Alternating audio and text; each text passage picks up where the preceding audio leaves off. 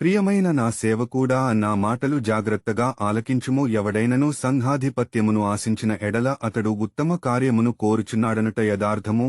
దైవ సంఘపు అధిపతి దోషరహితుడు, ఒకే భార్య కలవాడై త్రాగుబోతు కాక, ఇంద్రియ నిగ్రహము క్రమశిక్షణను కలిగి ఉండవలెను. అతిథులను ఆదరింపవలెను. ఉత్తమ బోధకుడై ఉండవలెను. అతడు త్రాగుబోతు కాని దుర్జనుడు కాని కాక సాత్వికుడు, జగడమాడని వాడై ఉండవలెను. అతడు ధనాపేక్ష కలిగి ఉండరాదు. తన కుటుంబమును సక్కగా నిర్వహించుకొనుచు తన సంతానము తనకు విధేయులైన మార్గములో ఉండునట్లు చూసుకునవలెను. తన కుటుంబమునే దలేని వ్యక్తి దైవ సంఘమును ఇట్లు సరిదిద్దగలడు. అతడు క్రొత్తగా క్రైస్తవుడైన వ్యక్తి కారాదు. లేనిచో అతడు గర్వముసే ఉబ్బిపోయి సైతాను వలె శిక్షింపబడును. అతడు నిందలపాలై సైతాను వలయందు చిక్కుకొనకుండునట్లు క్రీస్తు సంఘమునకు చెందని వారి మధ్యలో కూడా మంచి పేరు కలవాడు ఉండవలెను. అట్లే ఉపగురువులు మంచి నడవడిక గలవారై, రెండు నాలుకలు గలవారు కాక, కపటము లేనివారు కావలెను.